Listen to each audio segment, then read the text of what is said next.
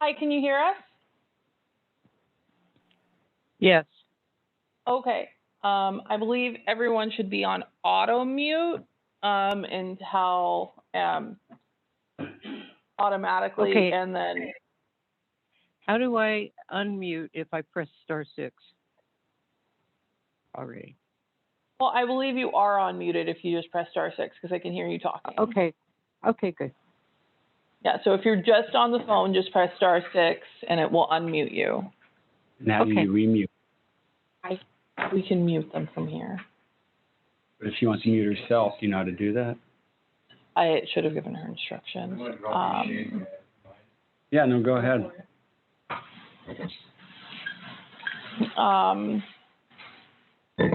Is Cheryl coming? I don't think she wasn't in her office.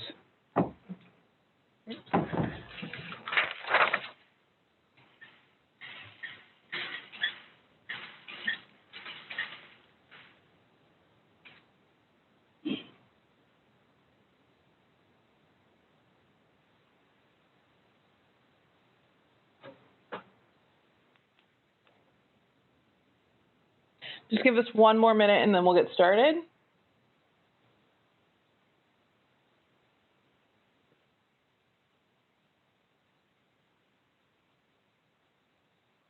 If I wanted to log in from my desk, where do I go to get the Zoom?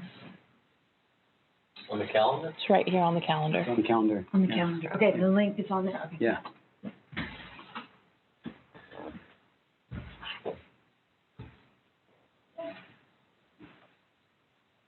Are we live? We are live.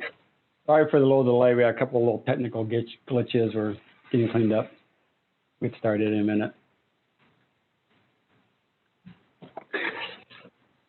Just wanted to. It's like you were just. Well, I was trying to get a good Right. exposure. So I turned these lights on, so we had some Yeah, facial ones. All right. So guess we're ready to go? I believe so. All right. So you want to take a roll, or do you just want to, we can take off of that, see who's here? Everyone say hi, or? Yeah, we should take roll of who's here. Yeah, okay. I don't have a roll sheet. We'll just. I don't have the roll sheet, so generally we just have people. We'll go around the order and introduce yourself real quick. You want to take that one thing off on the right so we can see everyone. There you go. All right. So they don't know what order we have in. Yeah, we're gonna start taking roll here in a second. Actually, I can just ask if you're on the phone. Let's go back to the page. Okay, and then share it. Yeah. Okay. Oh, and it looks like we got 2 more people. Okay. I mentioned Julie.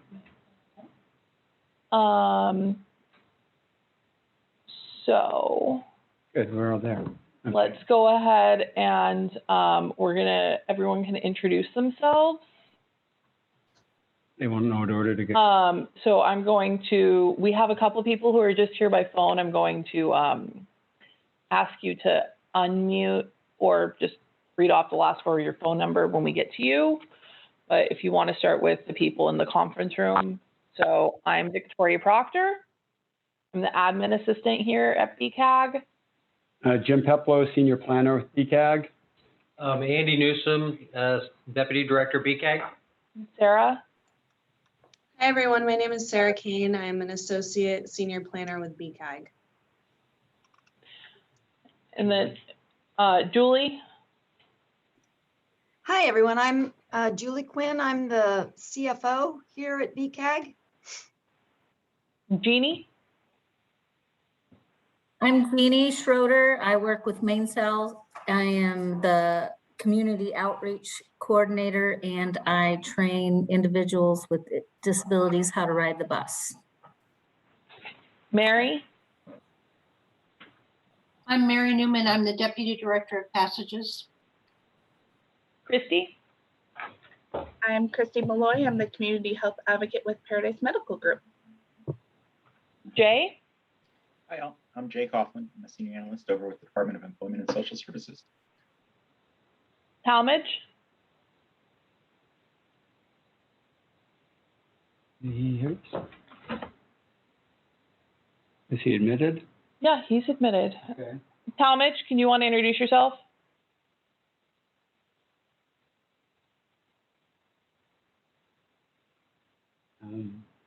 Maybe not. There's nobody here.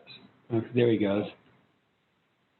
Fortunately, I'm Talmadge? having sound issues right now. I'm Goldie T. House from the Disability Action Center in Chico, California. I cannot hear you guys, but I'm gonna have to switch machines. I appreciate this. System change advocate and a quality control specialist here in Chico, California for the Disability Action Center. Thank you. Okay. And then the phone number ending in 1750. Who is that? Yeah, this is Linda Cartier. I'm a citizen in Chico, disabled citizen, senior citizen. 1750. And the phone number ending in 0714. Is that you, Ron?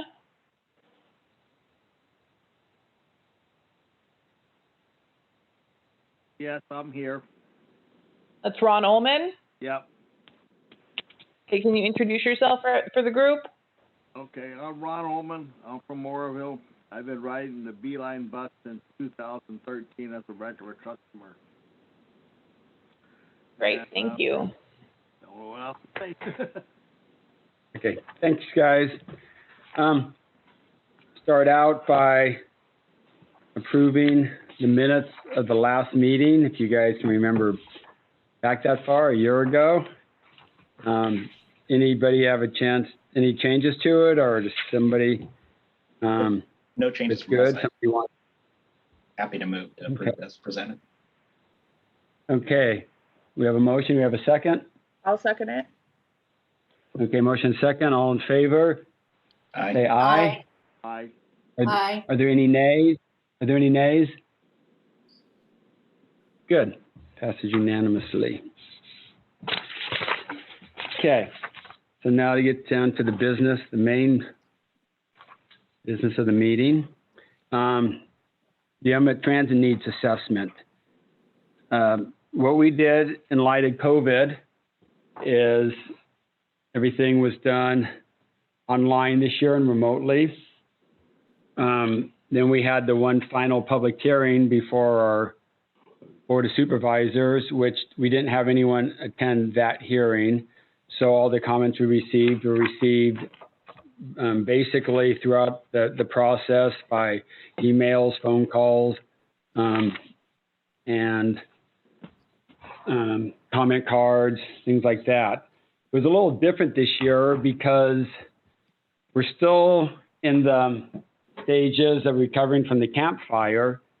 And then with COVID happening, a lot of different things were happening on the transit system. As you're aware that during this time, we had some modifications to some of the routes dealing with COVID. We had a big reduction in ridership, which I'll talk about later. The ridership issues when we're on the fourth item.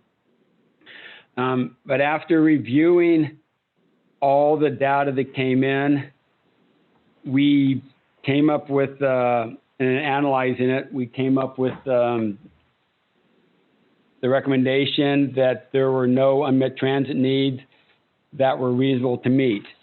And that's what we're planning to take before the board for final approval for this upcoming fiscal year. So I want to open it up to the committee to ask if there's any input and if they have any comments about that recommendation. If they have any other comments they'd like to see, anything like that. So I want to open up to the floor to anyone who would like to speak on the draft assessment. Yeah, is Looks that like Jeannie before has a- or after the review? Is what before or after the review?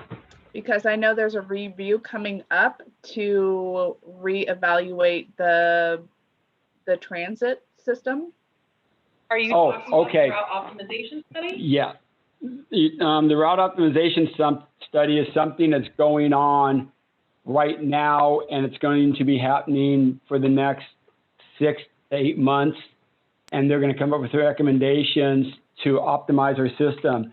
And so that's another reason why we didn't find any unmet transit needs reasonable to meet this time, but also we're not looking to do any major things right now because the route optimization study is looking overall at the system, and we may be doing major changes once that's complete. And so if we do something now, it may only be a fix for a few months. So there's nothing we're doing right now. So this recommendation for today is strictly based on the upcoming fiscal year, starting the fiscal year. But then the route optimization study, we'll look at the recommendations of that probably early next calendar year and try to implement those as they come in. I have a comment. Yes. Who is that? This is Linda Cartier, Okay. senior and disabled, and I usually ride the paratransit. But I've learned that Route 5 does not really serve the Chico Marketplace or mall. The stop is across the street, and there's an inaccessible median and no crosswalk.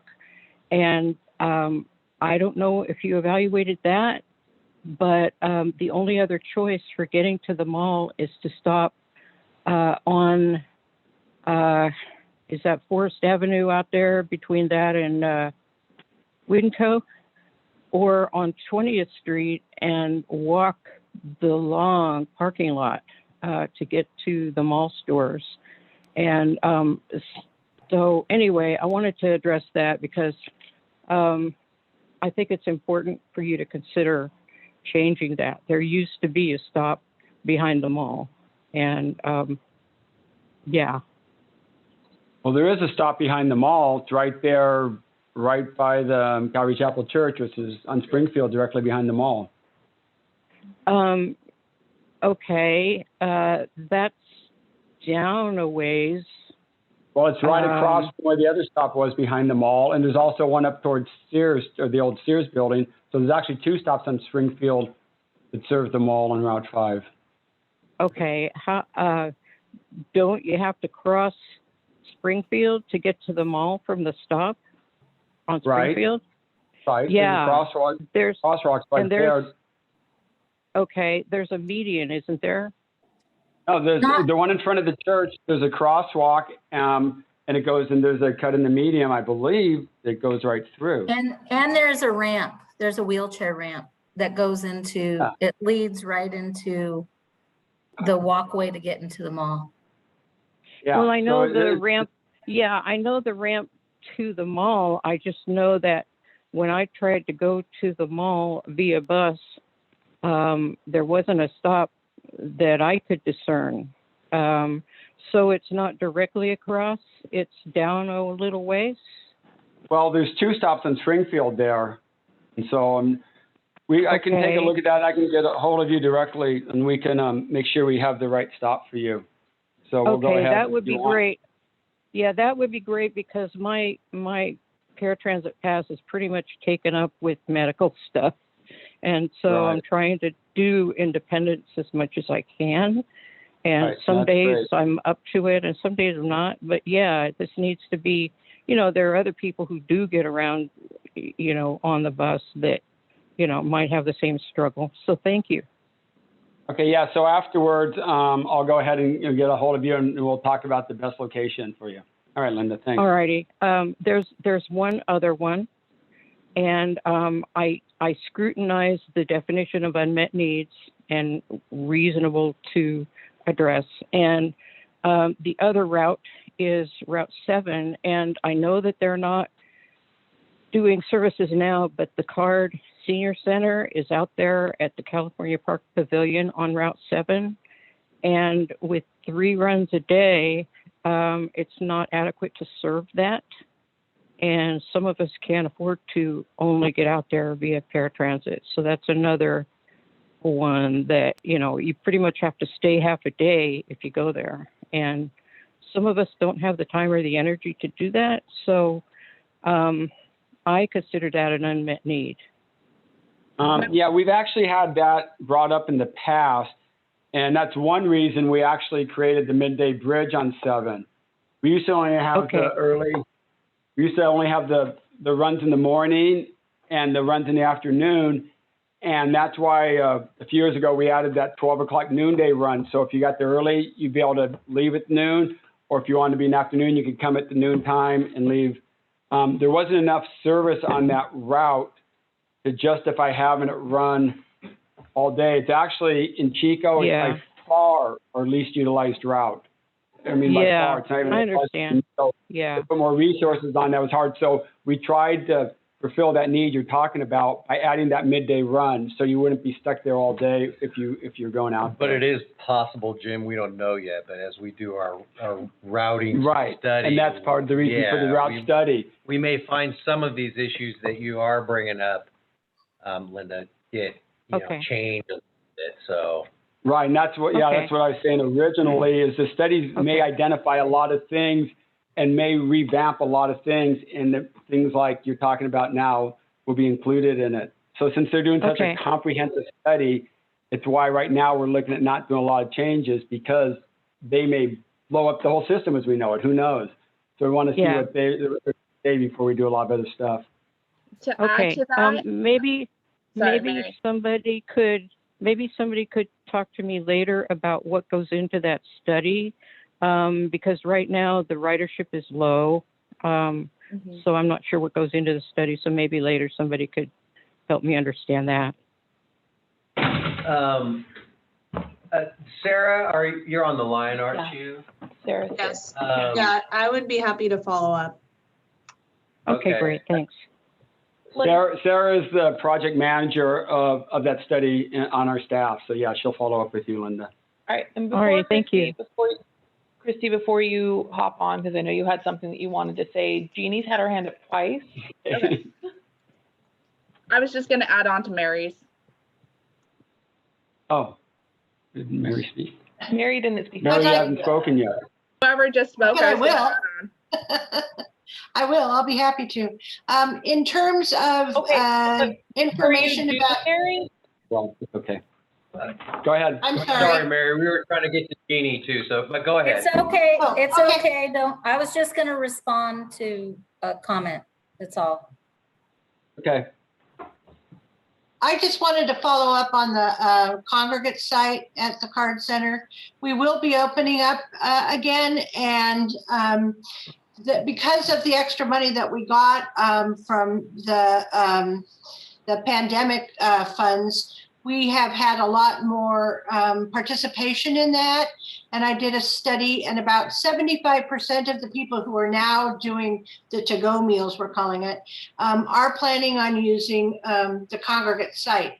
So I would expect that there will be more demand for that. And, lunch starts at noon. So if they're just getting there at noon, that's kind of cutting it close. Yeah, that's my thought too. Can't That's do what I lunch. was going to mention too. Yeah, can't do lunch if the system stays the same. Mm-hmm. Yeah. Okay, well, that's good information to know, and that's something we can definitely make sure the people doing the route optimization study are aware of issues like that. And that's one reason we're doing public outreach, to get information, let them know, and that's something we weren't aware of. So, good. Yeah. And I have Jeannie, been you had a contacted. Go ahead. Sorry, I have been contacted to be part of the study, so I'll make sure they hear that. Oh, good. Right. I think everybody on SSTAC, then we put everyone on SSTAC as part of one of the stakeholders they would reach out to if they were interested in being part of it. I believe so, yes. Mm-hmm. Okay. Okay. Let's see. You want to go, Jeannie? Yeah, I remember we were going to have the route optimization, and I just didn't want to forget about the Little Red Hen program up at the airport that is in need to keep that Route 52. So we're actually not sure where that rumor of 52 going away completely started, but it's not. Yeah, when you called me the other day and Yeah. mentioned it, I hadn't heard anything about that. And someone else, who was it else that called? It was Mike. Oh, Mike Harding called and said, what's happening with 52? Why is it going away? And it's like, it's not going away. So we're not sure where that came from, but it's not going away. right now. Maybe after the study, maybe they'll recommend it, but as of right now, 52 is still going to be running. Okay, and then I was thinking about Route 7 as well. As I can foresee that route increasing as that development grows out there. One thing you're not allowed to look at when you're doing it in this process, maybe for the optimization study and other studies, but as far as the unmet transit needs, we're not allowed to consider future development. It has to be something that's a need right this exact minute. Not saying, well, 3 years from now or 2 years from now, we're going to have a lot more development, so we'll plan for the future. Those are for other studies. This is strictly as needed at this exact moment in time. Okay. You know, okay, Christy? What about the route from Paradise to Oroville? We're referring a lot of our patients to Oroville because services in Chico are behind by months. Do you know if that is going to be looked at this route study at all? Or if that's something we can discuss on the table right now? It will be looked at in the study. Right now, when the campfire happened, we had put that route on a temporary hold, planning to bring it back. However, with the way things have transpired, there hasn't been enough ridership demand for it to bring it back. So as of this current fiscal year, we are no longer planning to implement it, reinstate it at this point.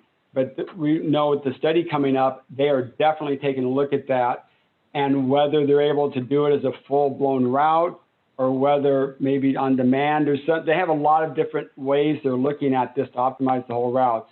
And so the Paradise to Oroville connection won't be reinstated until at least after the study. Okay. I can tell you that right now. Okay, so are there going to be other options in Paradise besides having my patients who are 80s, 90s go down to Chico, go wait, and then go across to Oroville, and then come back to Chico, and then come back up to Paradise to grab a paratransit to go home? Is there any other option? Not at this current time. Okay. So that's technically an unmet need until that gets met, because it's a convenience factor, but technically it's not an unmet need because there's a way for them to get from Paradise to Oroville and back. So that, I know it's an inconvenience and takes time, but since there's a way physically they can do it, it's not considered an unmet need. That's not to say when things are like that, we don't take a look at it. And like I said, in the past, we've always looked at things like that. And if we didn't have the study coming on right now, we may be looking at it a lot deeper. But the fact that we're having the study and they will definitely be taking a look at that, for us to try to create something now in the interim really wouldn't make a lot of sense. So it would be something we can put in, we can go ahead and add that to the assessment and say that that need is out there.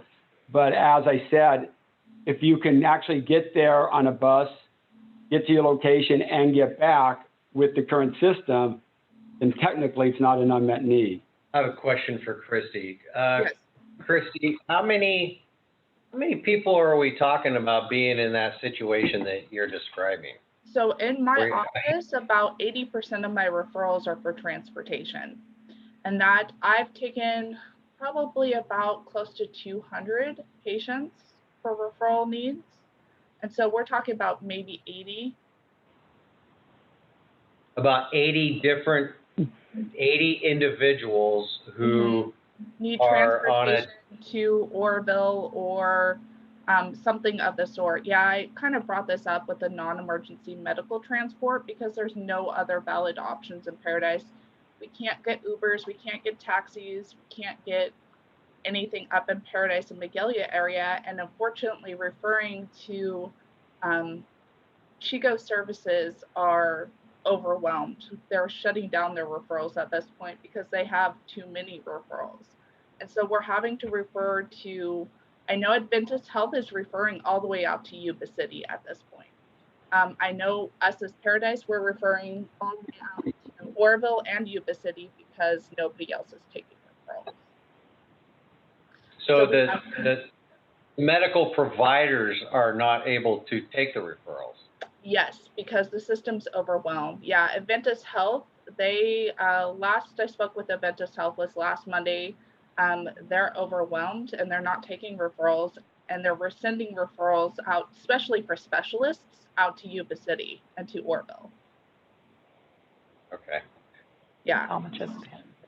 So that's kind of a hard need for my 80 and 90-year-olds to ask them to be on a bus and during COVID for several transfers and exposure. So hypothetically speaking, if there was a service that could get people back and forth to Chico specifically, that wouldn't even help them per se, because there are no referrals being taken to Chico. So we're really talking about your non-emergency medical transport being more affiliated towards in the Orville direction at this point. Yeah, Orville and Orville and Yuba Yuba City. And there's no bus that goes out to Yuba City. I would say 80% of my seniors that I get referrals for have no other forms of transport, no family that can help out. At this point, I'm providing transport for most of my patients. Personally? Personally, yes. I purchased a vehicle to start providing transport for most of my patients because it was a need and I kept asking. Okay. Along with that, I have a comment. Is that Linda? Yes, yes. There's a similar issue for us disabled folks who need to go to Oroville from Chico. And other counties, I've lived in other counties where, for instance, Yolo County will transport to Sacramento medical appointments on the paratransit. And we really need, our population has grown. We really need to consider intercity paratransit. You mean inter-county? Yeah, I think that's what they're doing. Between the cities within, between cities in Butte County, because it's a dire need, and some of us just can't handle the bus for more than, for instance, I have back injuries, and without being in a seatbelt, it's agonizing for me to ride more than a few minutes on the bus. Okay. So, yeah. So, and I'm not the only one. I have a little bit of a response for both Christy and Linda, but was there another comment kind of along those same lines that did someone have their hand raised? Two people. But were the people with their hands raised, were they comments about this issue or a different issue? Yeah, that's the question. Oh, it's about this issue. Okay, yeah, because we want to hear all the issue before we respond. Okay. Go ahead, Talmadge. You say that there's no immediate unmet need. On the last conversation we had, your suggestions or the SSTAC suggestions were Uber and Lyft for non-emergency medical transportation. And then right now you say that that's an option. So that's a negative choice that we have to take. That's a highly costly choice that doesn't accommodate us in no way, shape, or form. Yes, I have been invited to participate in the SSTAC in the survey that's going to be happening. And I have got a group of individuals from youth to older that have serious access issues in routes. And we would like to even know if, possibly, do a roadway walkthrough with you guys, with clients. So like we can see the pathway. So someone can actually see what we're going through. Because we have clients in our center that can't get to Oroville, that are homebound, can't meet merit doesn't access, and there's no funds or access, even if there were funding for using an Uber or a Lyft, which is not accommodable. There is no way that they can afford it. There's no way that we can afford these excess funds And it's summertime. And again, back to the kids, more routes are going to be accessed, that people are coming back out. These people are needing longer route lines to be able to come back home in a reasonable amount of time and not have to be stuck in these hot summer days under some shades that don't have bench covering. And we're waiting. Mm-hmm. And paratransit and like Uber, they don't go inside, they don't call people, they leave you. So we want to make sure and hear what can we get done that is feasible or reasonable, that can be counted as a need that can be met right now for non-emergency medical transportation between regional. I mean, I'd understand, you know, we're not saying cover the whole state. And Merit has already turned a lot of us down in Chico. And we cannot get anyone locally when we, as an ILC, we cannot get responses, and we have our clients call. There's no local, and they have appointments in Paradise, appointments in Oroville, and they're time-sensitive situations. And these are immediate needs for health concerns. Just a question. Question for both Talmadge and Christy. Do you have clients that have needs in other counties? Excepting Yuba City, do you have interaction with Glenn County, Tehama, Shasta, our immediate surrounding neighbors? I serve 9 counties. I currently have one on my roster that METS was able to get them to Chico, but can't get them up to their appointment in Paradise. So she has to go from the METS, which is a volunteer transport that they have around Attainment County, to a bus to the paratransit, who will leave her at our appointment and then back down to Chico. Talmadge, you said you had 9 counties you serve. So how many other counties? Shasta all the way down to Glenn County, and in between. So how are they? What's set up in those counties to transport these people? How is RABA set up in Reading? No. How are this medical transportation? You said they're able to get the medical transportation in these other counties. How is that working? Who's providing it? I thought you said had issues from other counties to get transportation. You said you serve 9 counties. Sounds like this is a unique problem. Some counties have innovative transportation services. Some of them, I have to be more specific, but I was more functional in our county. I feel like, but I want to see examples from other counties. But you're saying, Talmadge, so for our immediate neighbor example is METS in Tehama County. Are you aware of any other programs like that at any of the counties that you serve? I do. Give me 1 second. Let me bring them up. I'm missing the question because I can barely hear you. So Glenride has Glenride has a paratransit program, but there is one specifically in Shasta and Reading, and I'm pulling it up. Reading Dial-A-Ride, isn't it? Right, they have paratransit, but you're talking about medical transportation. Those are different issues. I was referring to non-emergency medical transport, which is, I think, the main topic we're looking at here. And the immediate one, Reading. RABA has an on-demand dial-a-ride non-emergency medical transportation. Yeah, I can send you that information. I mean, they have the same a lot of lists: Merit, medical transport services in Reading, non-emergency transport. Did Merit go out of business only in Butte County? I thought they were out of business totally. And you keep referring to them. This one says, well, I'm looking at it. It says Reading right now, 27 years in business. Yeah, they only went out of business in Butte County prior to the fire. Yeah, they stopped serving. Do you know why it was only Butte County? Wow. No clue, because I can't contact them. Yeah. Well, just as a follow-up to the topic in general. So we recognize, Christy, I think you've been one of the folks that have been kind of at the forefront of bringing this issue up, and just very initially, common sense tells us all that it's a need to look at.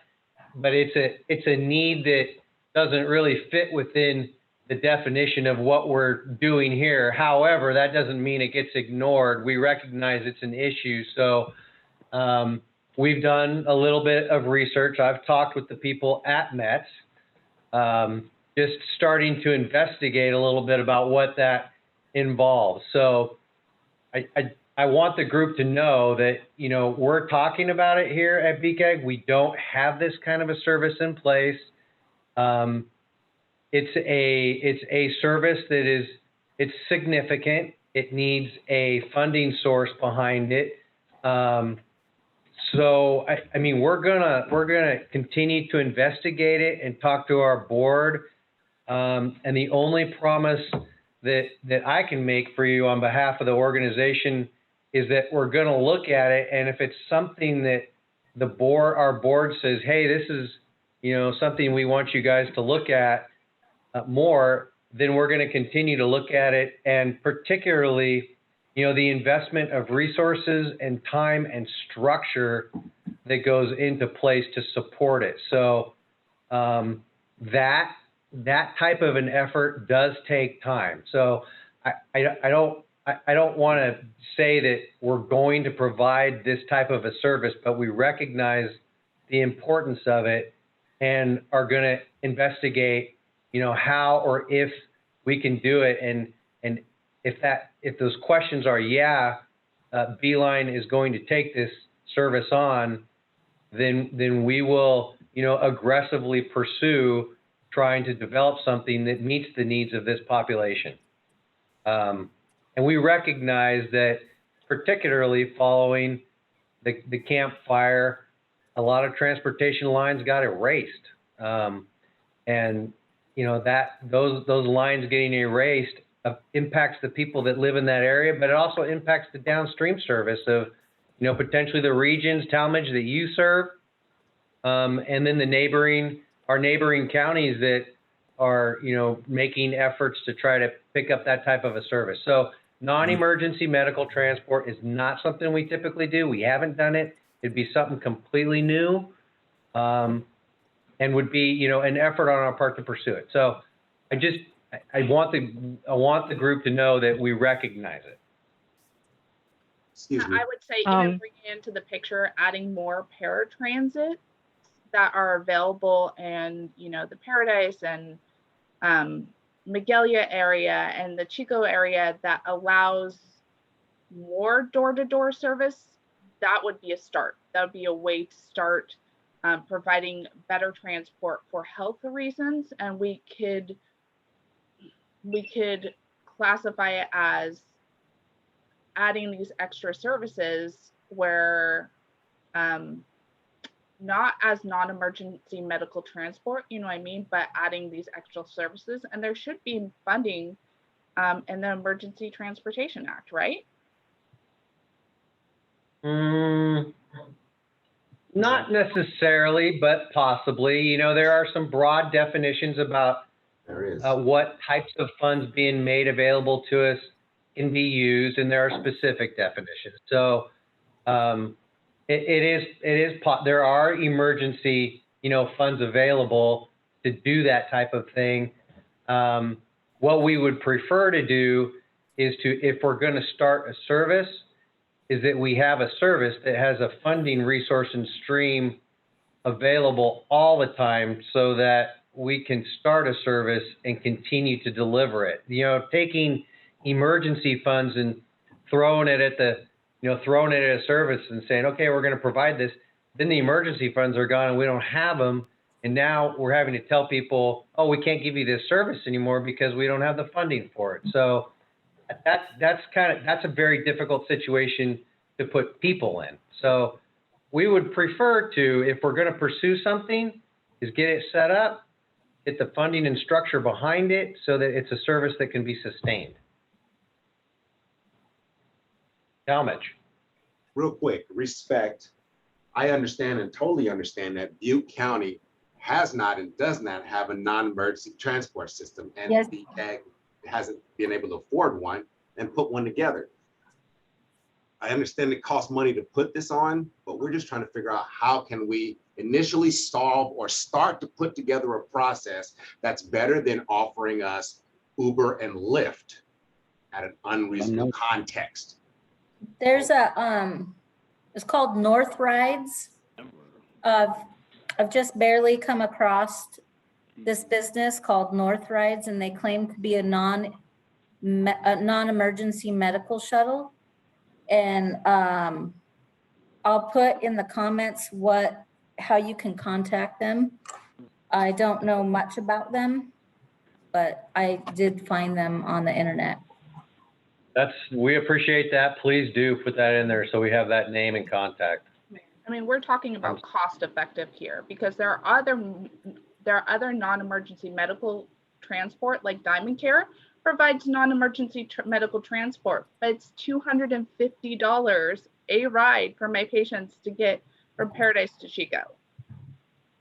Yeah, we recognize that. That is a main criteria for us. And, you know, public transit all over the country is 80 and 90% subsidized. There's no reason for us to change that criteria for implementing a new service and having some, you know, relative unfair burden put on people for non-emergency. So we totally get that. So is there a way to justify more paratransit? So how many paratransit currently is it in the Paradise and Magalia area? Is there just one that goes around? No, what we do is, because before the campfire, we had like 5 or 6 up there full time. After the campfire, there wasn't a demand for that. So now if there's a reservation, we send them up there. There's none scheduled on a daily basis, but if we get calls the day before to schedule rides, then we send them up to fulfill the ride. So we send them up as needed. There's none just randomly circulating. We don't have we don't have circulating set routes for them. I mean, we never did do random circulating routes for paratransit. Everything was based on demand. On rides that were demanded, and so that's what we're still doing. We only send out the vehicles as there is a demand for the ride. However, we do recognize, with a significant, if there's a significant number of people that have, repeating or repetitive type visits, that in and of itself may drive some type of a fixed service that goes around to I'm not sure what that would be, but we have subscription services. Obviously, the more people you have demanding something, the more likelihood is that becomes a possibility. But that's, again, we have to sift through all that and have a good understanding of what that is. Did Mary have a question? I think it was on a different subject. Yes, I did actually. I had a few comments. I'm also on the Mental Health Services Steering Committee, and they just did a survey about the biggest barriers to accessing mental health services. 153 out of 261 people said lack of transportation.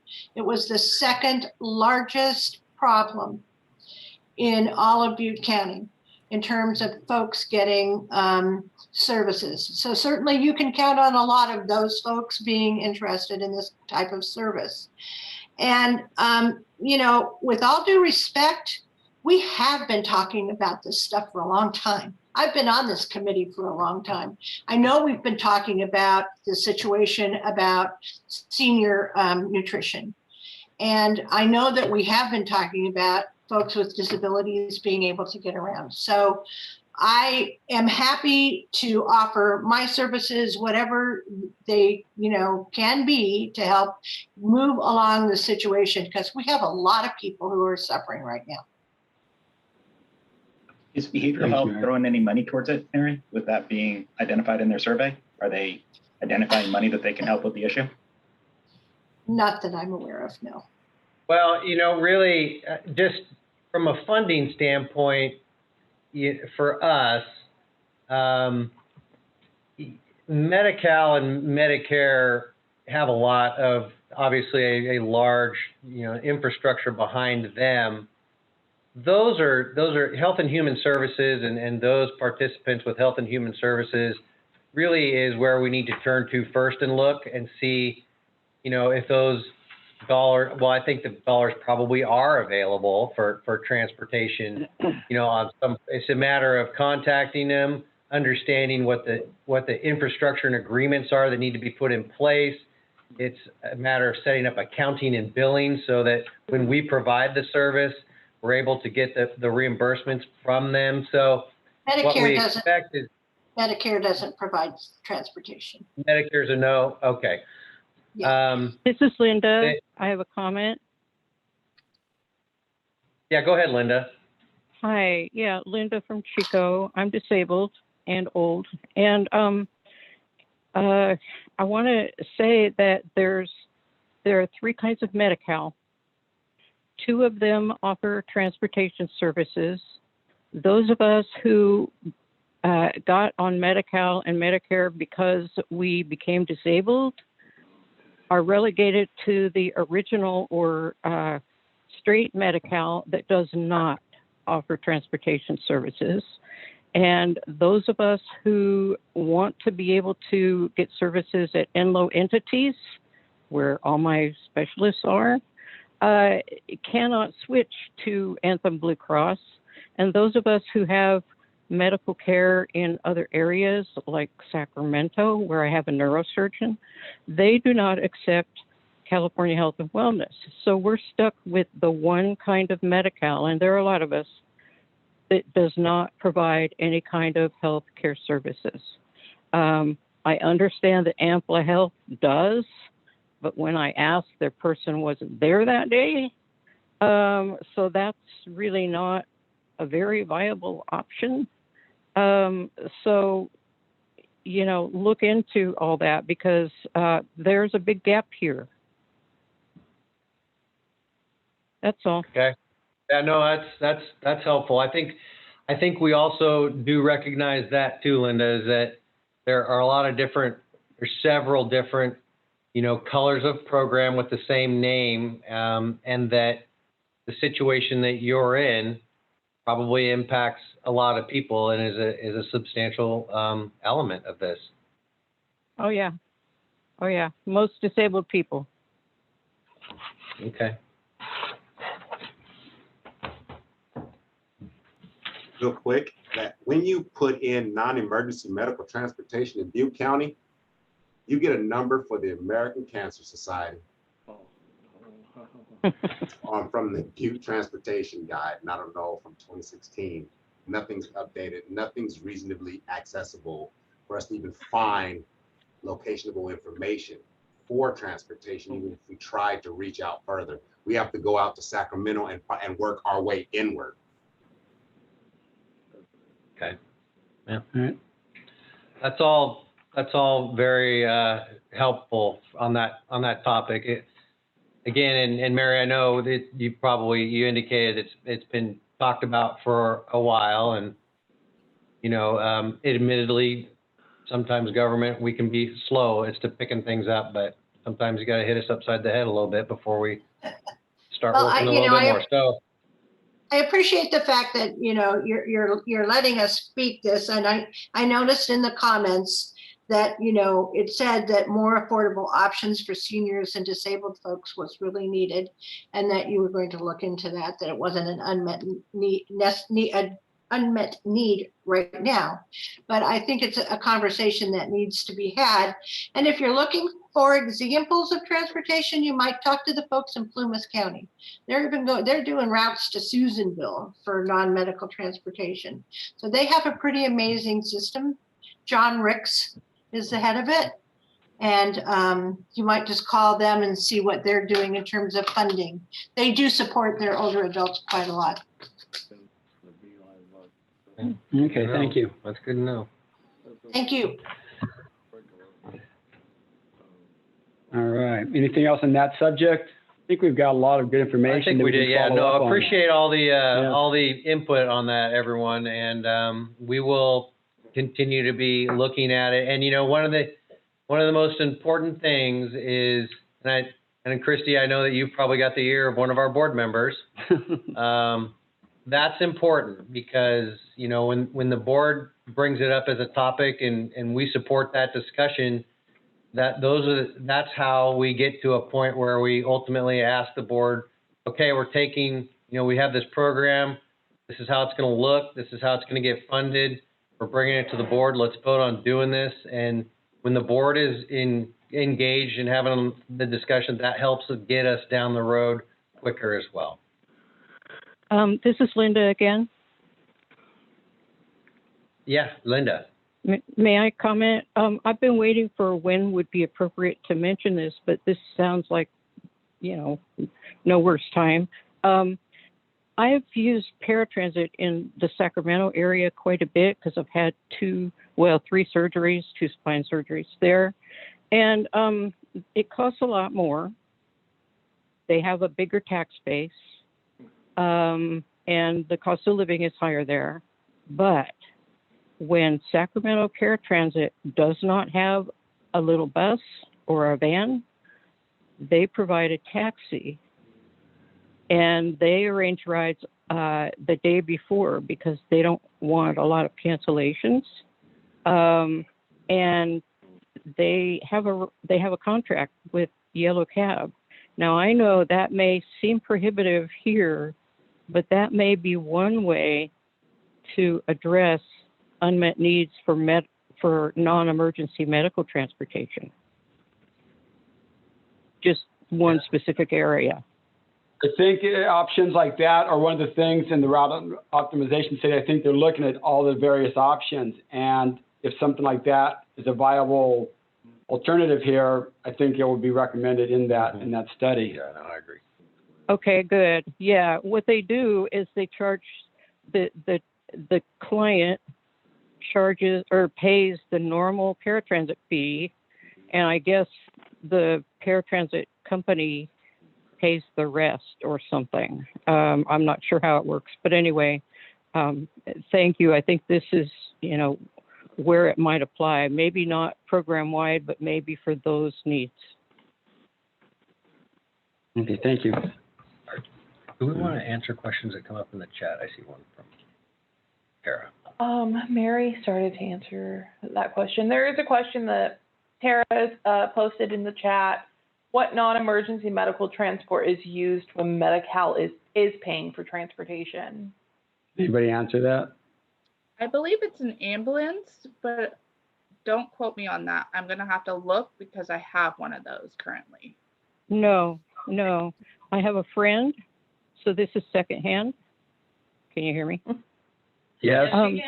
This is Linda again. A friend of mine is able to access that service, and apparently it's a car or a van.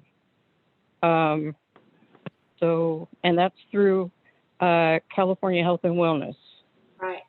And if you, AMPLA does supply that service, but as with all insurance companies, they're going to do practically everything they can to avoid those costs.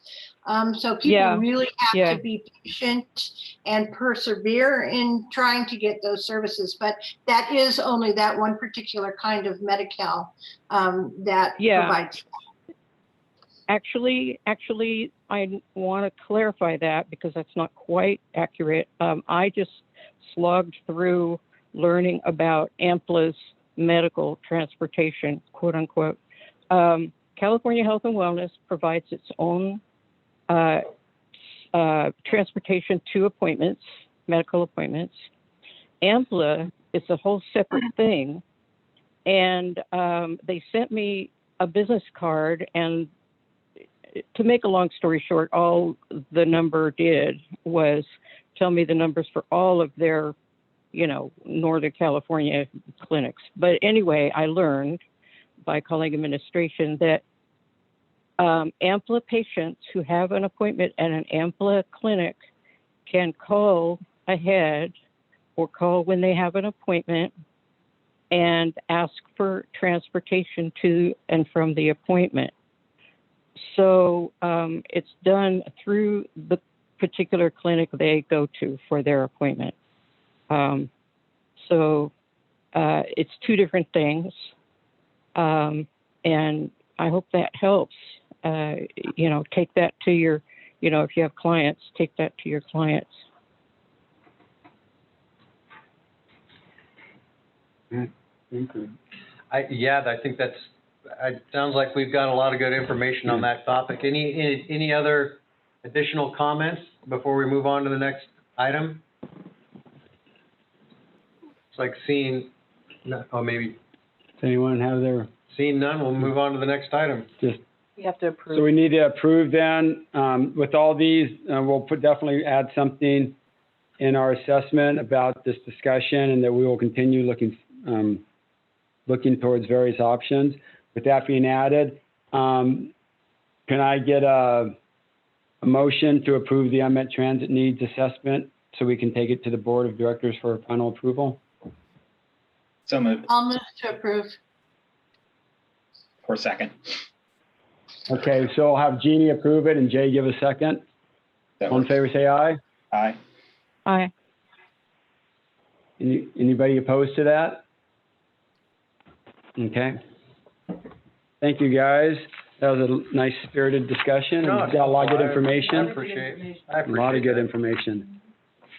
All right, next on the agenda, we had some miscellaneous items that we wanted to talk about, information and discussion.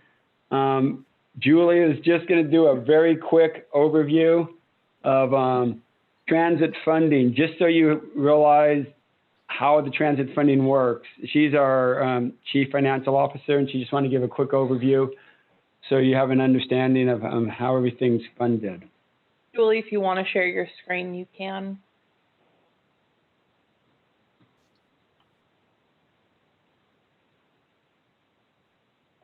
And then you were still muted, so you'll want to make sure you're unmuted. Okay, are you seeing the? Yeah, we can hear you and see your screen, yes. There, transit funding. All right, good. Right. So 10 minutes, let's see. The transit funding has three major categories of funding, and of course, passenger fares, ticket sales are probably what everyone is most familiar with. But we are also funded pretty heavily from federal grants and state transportation funds. And I'll talk about each one of those a little more in depth. But what I thought we'd look at, which is interesting, is the pre-COVID and post-COVID breakdown of who pays for what. If you're looking at the 1819 transit funding sources pie chart, you can see that the state's paying for 45% of the transit services, and that's pretty historically accurate. I would say 45 to 50%, maybe even 55 in some years, that the state picks up in terms of funding any paratransit ride. The federal government is 35 in this 18-19 year, but sometimes they're as low as 30%. So they range from 30 to 35. Ticket sales pay for roughly 17% of the ride that a passenger takes, and then some minor interest in other funding. But if you notice now in the pie chart for the post-COVID, which keep in mind, this is the 1920 fiscal year, which only included 3 months, March, April, May, and June, a little bit of March, April, May, and June. During that time, we had a lot of funding come in from the CARES Act. And so the federal government picked up a large portion of the share of the cost. Ticket sales dropped with only 3 solid months of the pandemic. The ticket sales came to 14% of our total revenues. But I think in the next year, it's going to be down to less than 10% for sure, definitely under 10. And the state covered 27% last year. And the funding between the CARES and the state funds can fluctuate back and forth, but they basically cover anything that ticket sales doesn't cover. So I think some people find, even board members find it surprising to find out that the ticket fares are only covering, 15 to 20% of the cost of a ticket. So specifically talking about the various funding types, I thought we'd look at the 18-19 ticket sales. And you can see that overall in this year, we had $1.5 million in ticket funds sales. But the fixed route had 1.2 and the paratransit had somewhere in the $300,000 range. And it's broken down. We also track organizational paid fares versus individual ticket fares. So you can see the light green is organizations paying for fares, and the dark green is an individual paying for fares. In the federal funding, we get a lot of our transit funding from the Federal Transit Administration. They break their funding down and give it to us based on whether we are an urban service or a rural service. So we have a couple of different streams that come in for those things. We also get money from the federal government for paratransit buses. And then, of course, we received the CARES Act funding to cover loss in fare box revenue and things like that. The state funding comes from our Transportation Development Act funds. In 1971, California legislature passed a legislation that was aimed to improve the existing public transportation services and encourage regional coordination. So ever since 1971, the counties have been receiving two different kinds of TDA funds. One kind of TDA fund is a state transit assistance. That is money that is taxed through the diesel fuel sales in the state. That money goes to the state, and then the state has some sort of a formula by which they determine which counties will receive how much they're going to receive. We tend to receive between $1 million and $2 million in state transit assistance in a year. The local transportation funds are the second type of TDA fund, and that is 1/4% of the general sales tax that we all pay at the store. When we buy a new shirt or a new car, they're going to get 1/4 cent of that sales tax, and that gets collected by the state and remitted back to each of the counties. And we receive roughly $9 million, the county does, $9 million a year from our local transportation funds. Local transportation funds are intended to go towards public transit. And when those needs are met, then we can utilize that. The cities and the county can utilize that for other streets and roads, construction and maintenance, bicycle and pedestrian projects throughout the county. So that's the brief overview of the various kinds of funding. There's ticket fares, federal funds, and these local transportation funds, TDA. And of course, you're familiar with TDA. There's a lot of rules that come along with the TDA, and that's why we have the unmet transit needs process. That's rules and regulations that we follow within the TDA. So if you have any other questions or questions about any of that other stuff, I'd be happy to answer.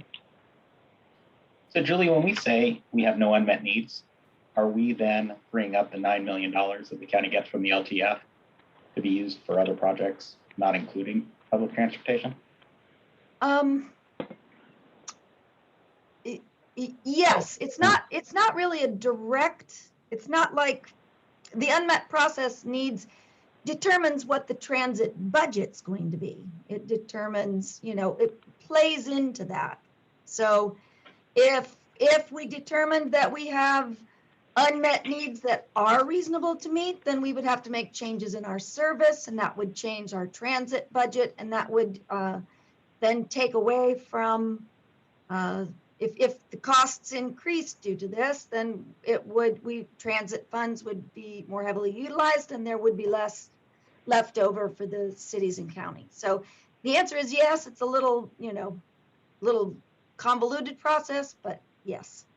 So some of the needs today that were brought up, we potentially could have up to $9 million to try to mitigate those needs if we were to identify them as a unmet need that was reasonable to fix. Well, we wouldn't have up to 9 million for sure, because we're already using over half of that for transit funding as it is. But there would be additional funding if those were reasonable to meet. But part of the TDA regulation is also that they do require that any service we put in place has a utilization factor, and that's basically the process that this unmet transit needs has to go through. We can't just throw service out there and spend their money without having somebody that's actually using that service. Just a little bit of a clarification for you, Jay. So of all the funds that we get for transit, a very large portion, high percentage of it is used in delivering the fixed route and paratransit services we have. We do carry some available funding above and beyond that we have to budget for capital purchases for new buses, and also for if we have to match some of the federal programs and capital projects. So we don't have a free $9 million available. We have on the order of, several $100,000 to a couple of million in any given year that we have to do. We have some discretion over, but we also are in the process of replacing our fixed route fleet and our paratransit fleets.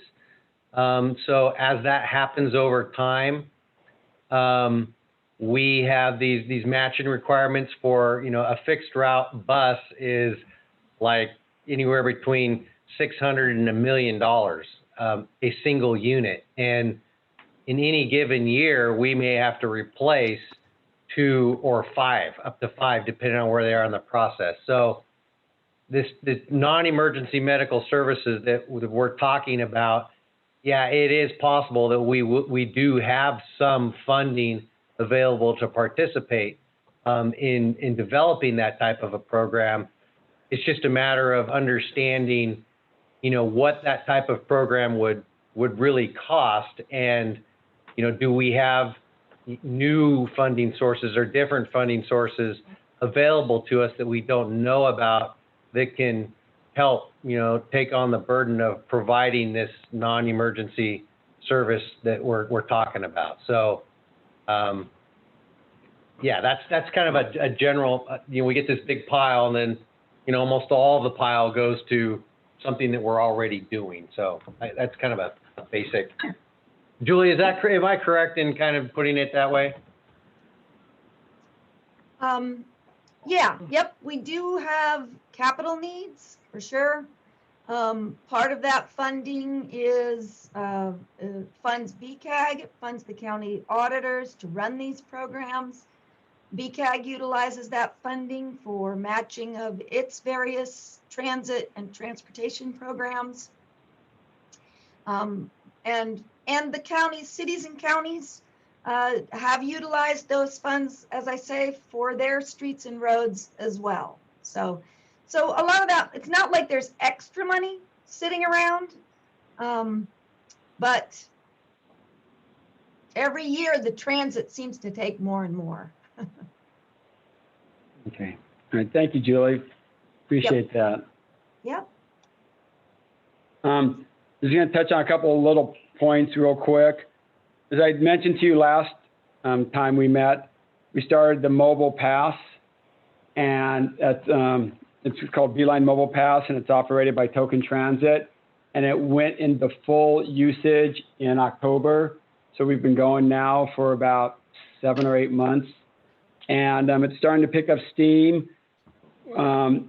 For the last couple of months, about 5% of all our ticket sales are through that mobile pass. So people are starting to utilize it. It is becoming a good option.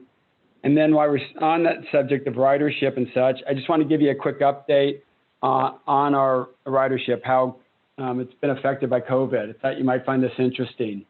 The first month of COVID, the first full month was April of last year.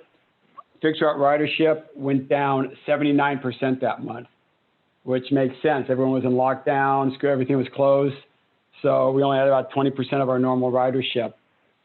After that, and what's still the case, it fluctuates anywhere from about 60 to 70% reduced ridership.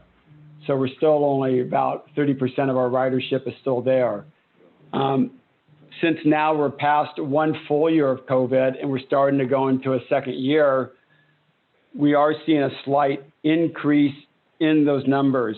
For example, this past month, even though it was down 62% from the last May's non-COVID year, last May, which was last year, the first COVID year of May, we're up 20% from that. So even so, we're still down about 65% overall per month. It's slowly starting to creep its way back up. And we'll see what happens in the fall when Chico State comes back in session on campus, because the university typically accounts for about 28% of our ridership. And so when they come back the full schedule, we should see a bump in ridership there. So anyway, I just wanted to give you an idea of how the ridership's been affected through COVID. And so Jim, for paratransit. So Jim, quick question for paratransit. Sure. So it sounds like ridership is down more than the dollars we're seeing as a decrease on the slide that Julie showed. So Julie showed that 16% of tickets pre-COVID, was the overall cost, and it was 14% post-COVID for the first 3 months. So yeah, there's not a direct correlation sometimes between, because people may buy tickets ahead of time and then not use them. And so some sales don't always match up directly with ridership month to month. So have you extrapolated that data now that we're in a year into it to see how the overall effect are on those numbers? Or maybe that's a question for Julie. On the dollar amounts for tickets? Just because, like I said, on the slide that Julie showed us, it showed 16% of the overall ticket sales. Well, 16% of the overall expenditures were from ticket sales pre-COVID. And then during the first 3 months of COVID, it had dropped to 14%, I believe. Might have been 12. Just to clarify on that slide, Jay, the 14% was an annual number. Mm-hmm. And so it's the majority of the year was normal for that. That was year. only the last 3 months of that fiscal year. Only the last. She hasn't 3 taken into months. account this year, which has all been COVID. Yeah, so that's where I was asking if we calculated and this year we're tracking. So just to put it in dollar form, last year we had 1.3 million in total sales, and so far, out of 3 quarters of this year, we only have 500,000. So it's a significant drop in fare revenue for the full fiscal year 2021. Thank you. Yep. And then go again back to the university. We have a contract with them, and that's a huge portion of our ridership or our fare box revenue is through their contract with them. That basically has gone away because they're not having the riders this year. So we've lost a huge amount there. So this, when you see the numbers from this fiscal year, it's going to look a lot different. So I think that's as far as ridership. Oh, I was going to say paratransit. it's gone down overall system-wide it's about 55 to 60% reduction in ridership on paratransit. So it's more than half, less than half the riders. Then, so I think that's it for ridership. The next bullet point was route optimization. Oh, go ahead. This is Linda from Chico. Yeah. I understand that the number of paratransit buses and drivers available has also gone down due to the ridership and maybe other factors. So because I can't always get a ride when I need it. So when will the number of paratransit buses and drivers increase? How does that work? Basically, it hasn't affected the ridership at all. Unlike fixed route, which we have a set schedule and the bus is going to be on the road, whether there's a rider on it or not, paratransit is on demand.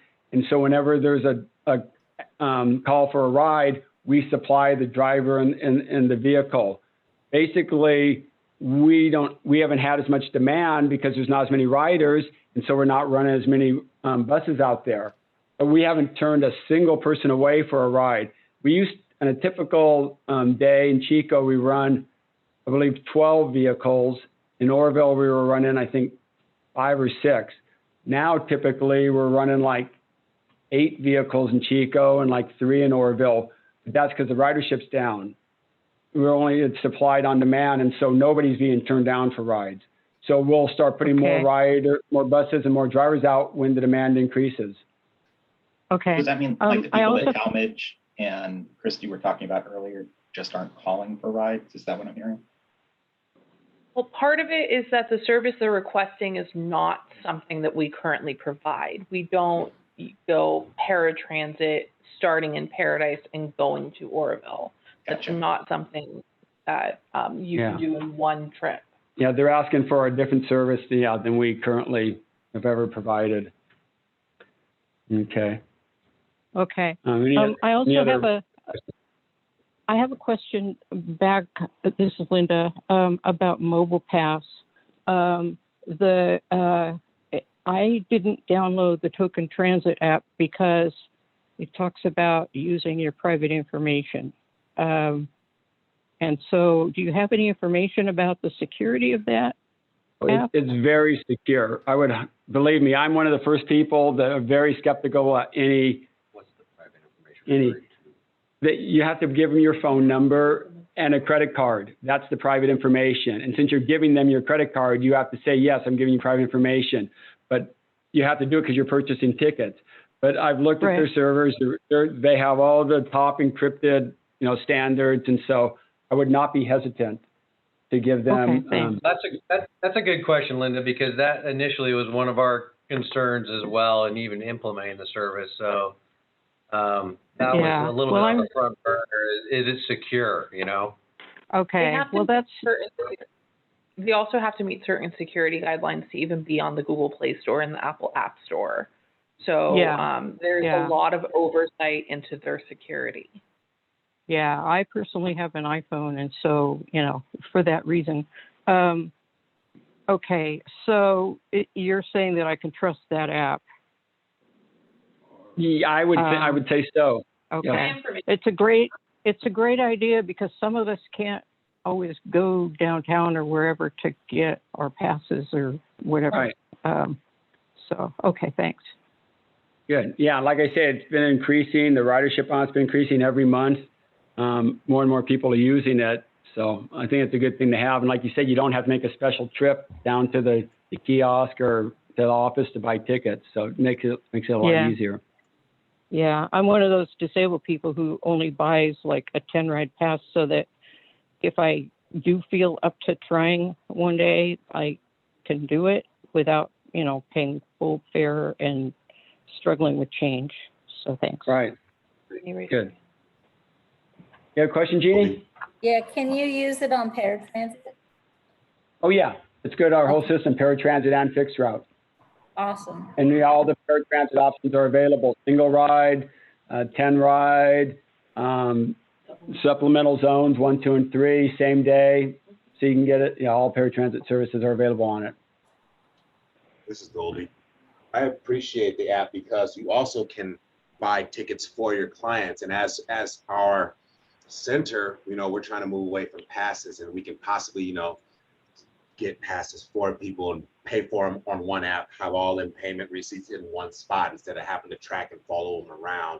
So I think it's a very, very useful app and helpful. I appreciate it being created.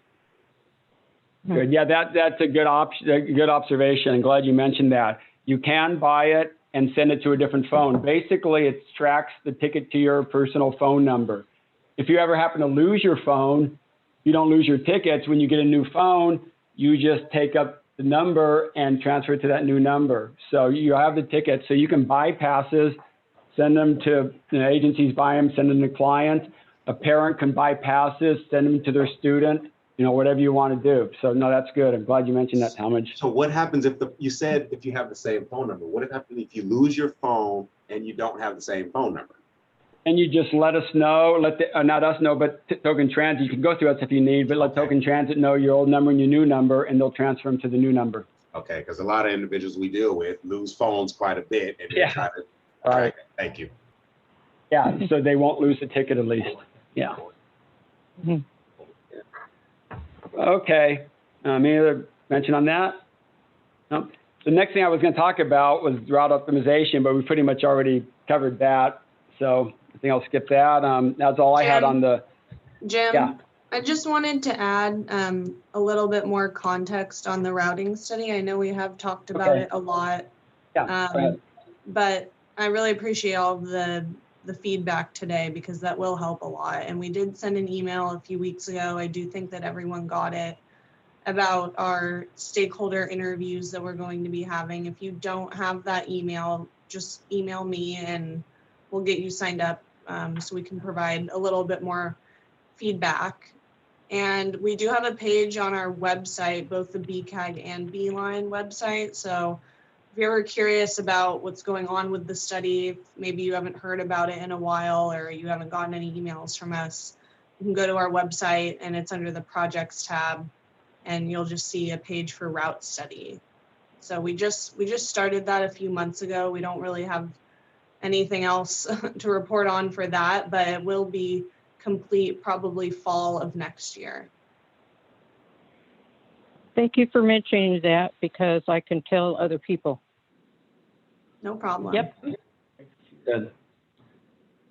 All right. Any other items that we didn't discuss someone wants to bring up? No. Okay. All right. Well, thank you all for attending, and we'll talk to you hopefully soon. Yeah, we'll keep you posted on these things, and certainly keep bringing information to us if you can, things that you think are relevant following our discussion today. Thank you. Thank you. I appreciate the ear. Thanks, everyone. Thank you.